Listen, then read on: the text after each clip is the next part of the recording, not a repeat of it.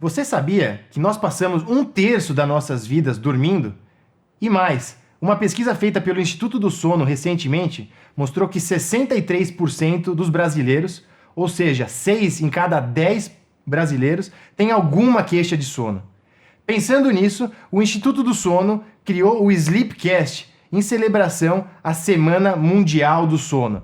E hoje vai ser o nosso primeiro episódio.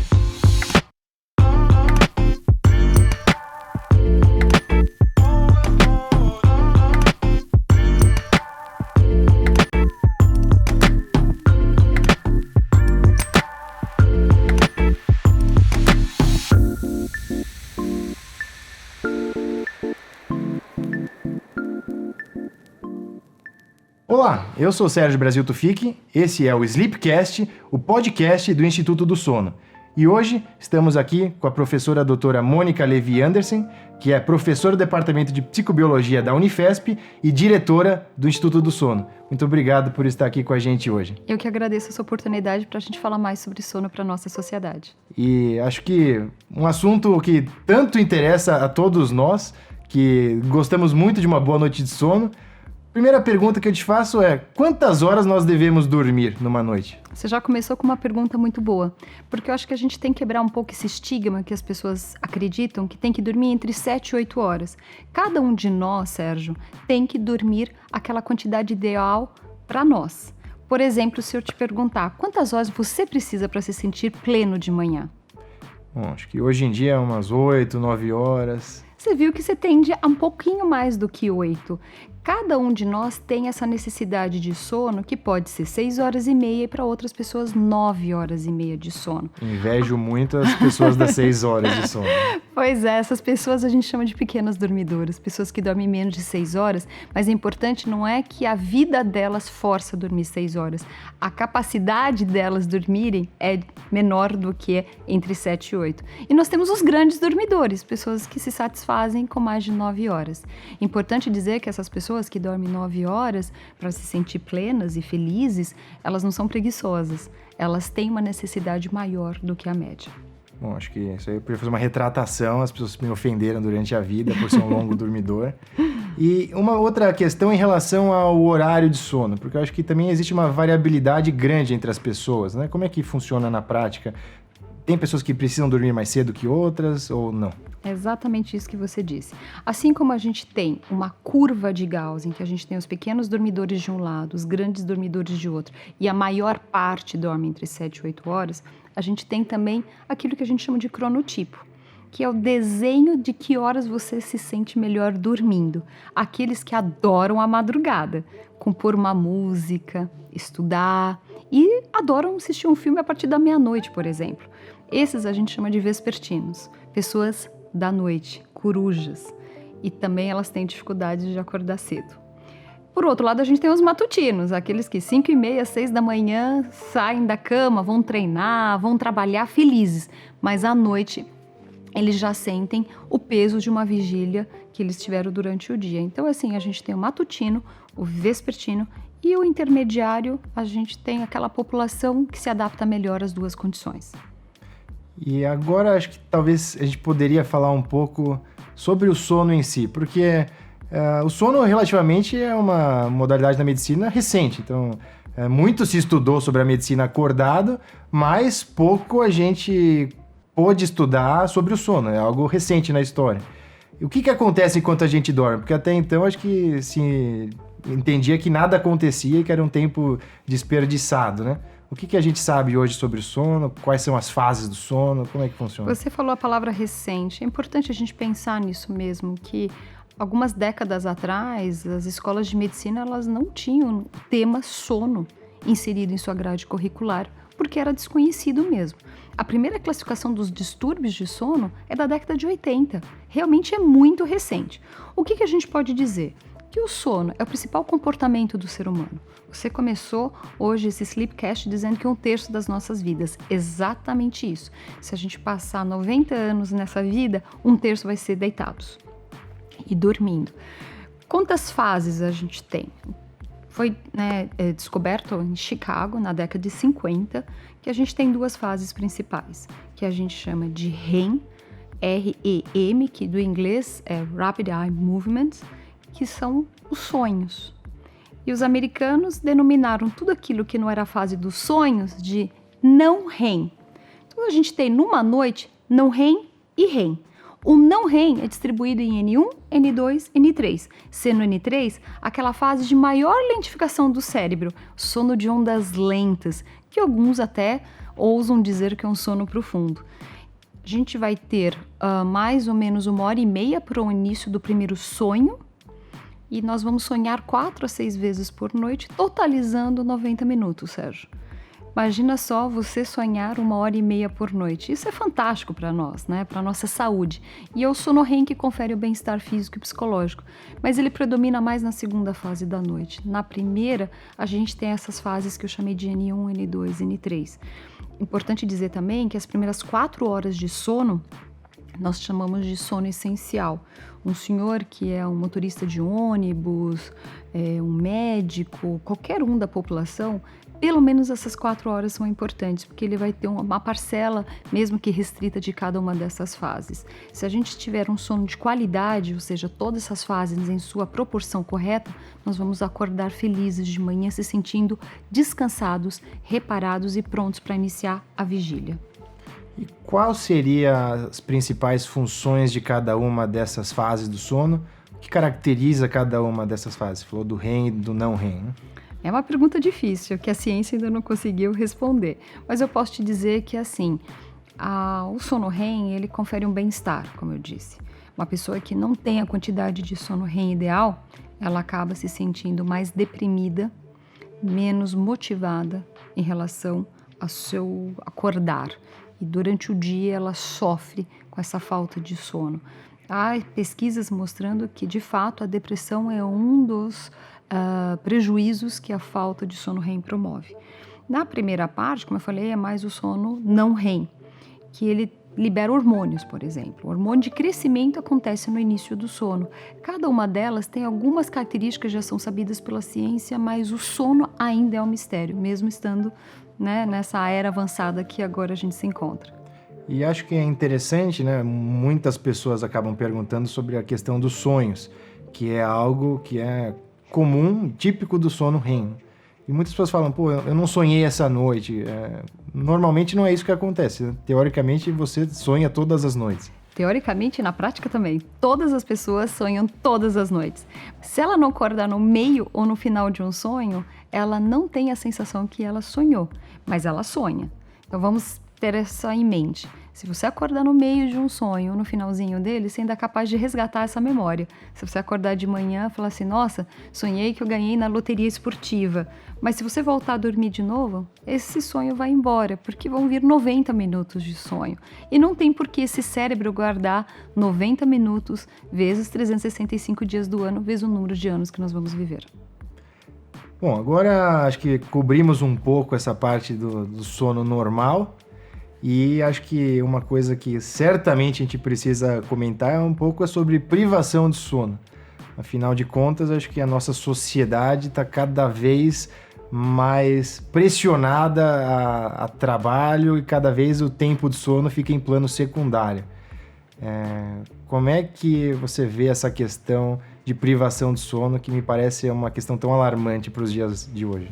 A privação de sono hoje é um problema de saúde pública. Alguns anos atrás, a Academia Americana denominou o termo 24/7 para essa sociedade. É uma sociedade que funciona 24 horas por dia, 7 dias por semana. Então, nós temos hoje academias abertas 24 horas, nós temos supermercados, não é só aeroportos e hospitais. Hoje a gente tem uma demanda para ficar mais tempo acordados. Se alguém for numa festa e sair às 4 horas da manhã, vai encontrar tanto restaurantes como padarias, como lanchonetes aptos para atender aquela população. Temos que assumir essa responsabilidade, Sérgio, que nós queremos essa sociedade 24/7. Havia uma época que o comércio fechava sábado no final do dia e não abria de domingo. Mas a sociedade, novamente, por essas demandas e essa pressão que você mencionou, fez com que shopping abrisse no período da tarde de domingo, supermercados, postos de gasolina. Cada vez mais a gente tem uma vida frenética. Se uma época a novela das 8 acontecia às 8, hoje a novela das 8 acontece às 9 da noite, porque não tem telespectador em casa. O transporte público demora mais tempo para levar esse cidadão à sua residência. E quando ele chega em casa, se antigamente era só a televisão, que era uma sequência de imagens que distraía aquela família, agora ainda tem a internet. Desde a década de 90, nós fomos permeados com um acesso extraordinário de internet. O mundo ficou pequeno, porque agora ele cabe dentro de um celular. O celular é o banco, é a máquina fotográfica, é teu registro, é tua vida social, tudo tá ali. Só que todo esse acesso à informação faz com que as pessoas durmam menos. Por isso que nós somos tão privados de sono. A privação de sono, ela tem uma série de consequências muito graves. Ela pode levar ao maior risco cardiovascular, comprometimento do sistema imunológico e até problemas sexuais, para não mencionar ainda prejuízos cognitivos, a pessoa fica mais doente, ela tem chance de ficar mais obesa e maior risco a acidentes. Hoje no Brasil a gente tem por volta de 50 mil mortes nas estradas brasileiras. Acho que nesse curto espaço de tempo você comentou várias coisas interessantes. E acho que a primeira delas é em relação a esses dispositivos eletrônicos, celulares e tablets na nossa vida. E para isso a gente vai ter um Sleepcast focado nesse tema, então acompanhem nos próximos dias. Agora, em relação à privação de sono, o que acontece é que muitas vezes a gente vai postergando o horário de dormir e aí a gente tem normalmente o horário de acordar mantido porque vai para a escola, vai para o trabalho, enfim, não tem como mudar, e cada vez a gente vai dormindo menos e menos e vai tendo a série de repercussões que você estava comentando. E acho que uma delas, que eu acho que seria interessante a gente comentar um pouco, é essa questão de sonolência e acidentes automobilísticos, porque é algo muito preocupante e que às vezes as pessoas não dão a devida relevância, né? Sim, a privação de sono, além de causar mais acidentes, um dos fatores para isso é que ela diminui o seu poder de julgamento. Esse julgamento faz com que você acredite estar 18 horas, 20 horas acordado e ainda estar apto a dirigir um veículo. A privação de sono altera o julgamento. Isso é muito ruim. Além disso, a privação de sono causa sonolência excessiva diurna, que você mencionou, que é muito ruim. Então, você tem um cérebro que acaba forçando um julgamento inapropriado, com uma sonolência excessiva, uma fadiga associada e ainda estradas de má qualidade que nós temos no Brasil.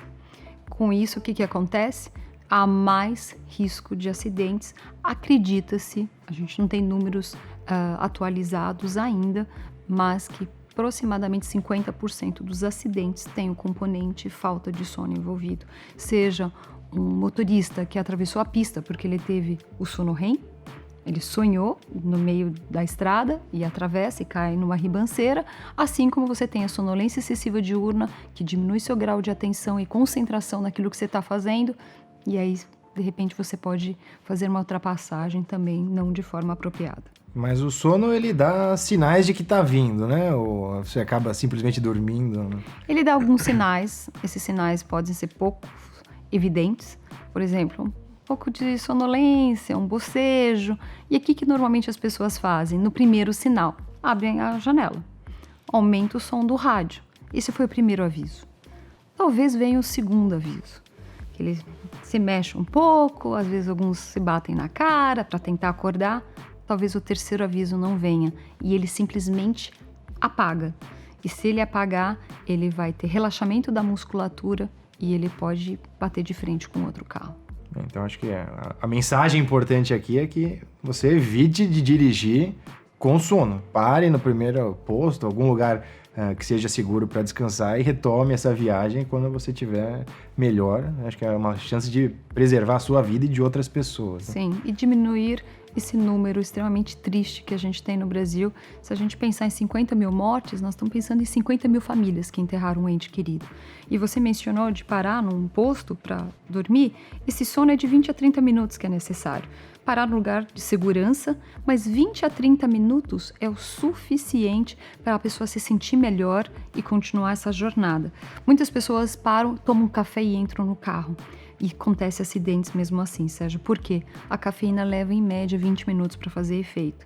E nesses 20 minutos tem muita estrada ali que ainda pode correr acidentes. Com certeza. Outra consequência que você comentou rapidamente é a obesidade. Acho que você é uma grande estudiosa da relação dos hormônios, privação de sono e como é que isso tem associação com a obesidade, que também acho que é outro grande problema da nossa sociedade contemporânea. Você sabia que um dos estudos do sono que nós mostramos aqui, né, fazendo parte do Instituto do Sono, que 56% da população de São Paulo está com sobrepeso?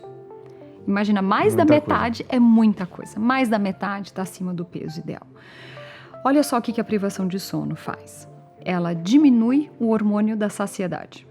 E ela aumenta o hormônio relacionado com a gula e apetite. Você vai num restaurante por quilo e você acaba pegando mais do que você gostaria e mais do que você precisa, porque a privação de sono faz esse desbalanço hormonal, proporcionando ganho de peso. Além disso, a privação de sono nos deixa com menor disposição de fazer atividade locomotora. Por exemplo, subir uma escada. Quando você está privado de sono, você acaba pegando o elevador para mesmo que seja um andar só. Quando você está com seu sono em dia, você fala, estou me sentindo bem, eu vou subir 1, 2, 3 lances de escada. A privação de sono, então, ela faz uma somatória muito ruim, que ela aumenta a fome, ela diminui a saciedade e diminui a nossa atividade física.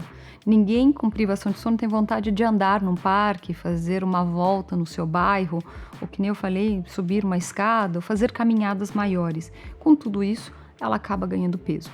Há estudos no mundo mostrando que cada 2 horas a menos de sono, a chance de engordar passa a ser significativa. Então, precisamos dormir bem. Para se tornar uma população com índice de massa corporal normal. Eu também sei que você é uma grande estudiosa da relação de sexualidade e distúrbios de sono. E também sei que a privação de sono tem impacto também nessa parte da nossa vida.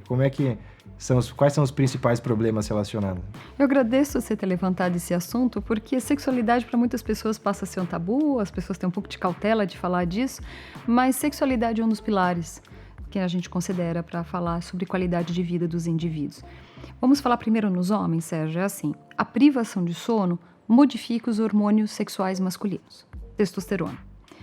A testosterona é importante, entre outros fatores, para dar motivação sexual e também para o desempenho. Homens privados de sono de forma crônica têm redução do hormônio sexual masculino, testosterona. Isso faz com que ele tenha menor desempenho, mas também menor vontade de realizar atividade sexual. Isso, numa relação conjugal, pode ser muito complicado. Além disso, eu vou mencionar aqui a apneia obstrutiva do sono. 40% dos homens, conforme uma pesquisa feita pelo Instituto do Sono, têm apneia obstrutiva. A apneia leva à redução de testosterona e à disfunção erétil. Importante mencionar, então, que nós temos um paciente que tem apneia obstrutiva do sono, que tem disfunção sexual e às vezes ele não sabe qual é o especialista que ele deve procurar. Por isso que eu agradeço sim você mencionar isso, porque tem um tratamento para apneia que a gente chama de CPAP, tenho certeza que vai ter um Sleepcast sobre distúrbios respiratórios, e este tratamento pode reverter a disfunção erétil. Uma das pesquisas também feita pelo Instituto do Sono mostra que 17% da cidade de São Paulo tem queixas de disfunção erétil, autorrelatada. Impressionante, são números realmente alarmantes. São. Agora vamos falar um pouco das mulheres. Sexualidade em mulheres é bem mais difícil de ser mencionado porque tem pouquíssimos estudos. Mas a privação de sono também modifica os hormônios femininos. Há trabalhos indicando que mulheres que dormem menos de 6 horas têm menor frequência sexual e menor satisfação com seus parceiros. Mais uma vez o sono vem se provando importante a cada tópico que a gente aborda aqui um pouquinho. Você comentou sobre a apneia obstrutiva do sono e certamente teremos um Sleepcast sobre esse assunto para abordar em profundidade, mas queria uma noção assim de quais são os principais distúrbios de sono que a gente encontra na população. São mais de 80. Mas essas 80 doenças do sono que nós temos temos aqueles que são mais prevalentes. Nos homens, distúrbios respiratórios, apneia obstrutiva sendo um deles. Nas mulheres, insônia. Pode ser de iniciação do sono, aquela mulher que demora mais tempo para iniciar o sono. Pode ser de manutenção do sono, ou seja, o sono é mais fragmentado, ou ainda o despertar precoce. Pessoas que acordam muito cedo, tentando pensar no problema e o problema vem e reverte, aquela sensação de querer dormir. A pessoa quer dormir, mas não consegue. Então, nós temos a insônia nas mulheres, a apneia nos homens. Além disso, nós temos bruxismo do sono, Sérgio, que são pessoas que rangem, que apertam os dentes, que também é muito prejudicial para a qualidade desse sono, que compromete a sua vigília. Tem pessoas que mexem as pernas à noite, tem pessoas que falam à noite. Nós temos, por exemplo, o distúrbio comportamental do sono REM, pessoas que executam os seus sonhos. Então, dentro dessa gama de 8 dezenas de doenças do sono, é muito importante a pessoa ter consciência, ouvir o relato de quem está dormindo com ela, porque às vezes ela não percebe, e procurar um especialista. E aí, esse é um bom ponto, assim, a partir de tendo um especialista, como é que é feito o diagnóstico? Eu acho que é importante talvez comentar um pouco sobre a polissonografia, né, e o papel dela nesse papel diagnóstico mesmo. Eu diria que esse especialista ele tem que ouvir muito a queixa, porque às vezes a polissonografia, que é padrão ouro para o diagnóstico de distúrbios de sono, ela pode ser indicativa de normalidade, mas a queixa é mais prevalente. Vou dizer um estudo também feito por nós lá do Instituto do Sono, em mulheres que elas se queixavam de alterações do sono na fase da TPM, da tensão pré-menstrual. Objetivamente nós não encontramos nada, mas as queixas são muito importantes para esse especialista entender qual é o principal fator de reclamação em relação a esse bem-estar do sono. A polissonografia, ela é realmente o fator principal que a gente tem que fazer para ter a ideia real do que está acontecendo. E o que ela é? Ela é registro de múltiplas variáveis durante o sono. Então, nós vamos medir a frequência respiratória, movimentos oculares, que é importante por causa do movimento ocular, que é o sono REM, os sonhos, atividade cerebral, atividade muscular e por aí vai. Imagina alguém que tem uma hipertensão arterial sistêmica e apneia. Como que é essa relação? Hoje os cardiologistas estão muito preocupados como é a qualidade do sono de um cardiopata. Então a gente tem que fazer a polissonografia quando houver a queixa clínica, mas também associar às alterações objetivas que a polissonografia pode mensurar.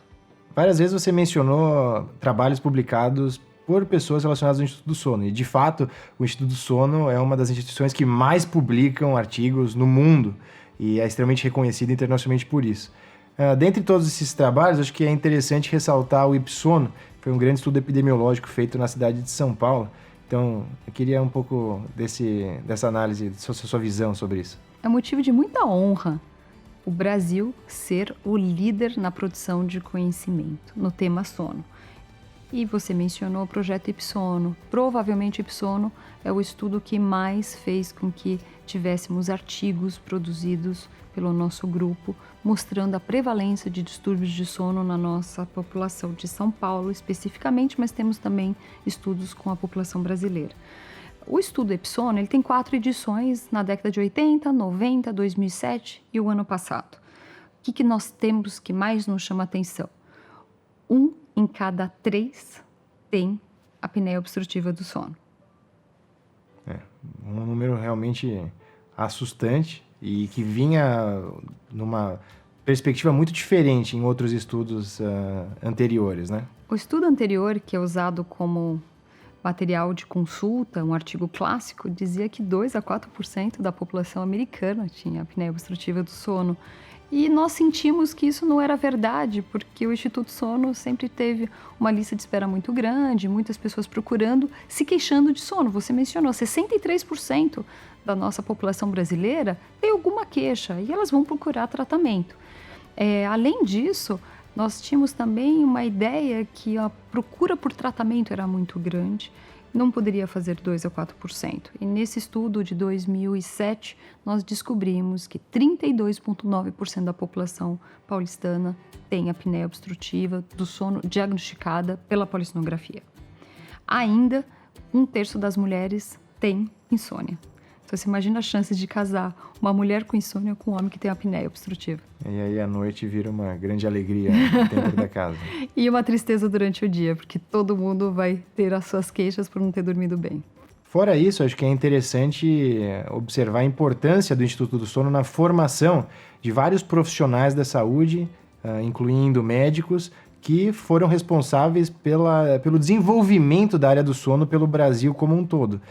E você coordena a parte de ensinos do Instituto do Sono, certo? Certo. Hoje o Instituto do Sono já formou mais de 2.000 profissionais na área de saúde em medicina do sono.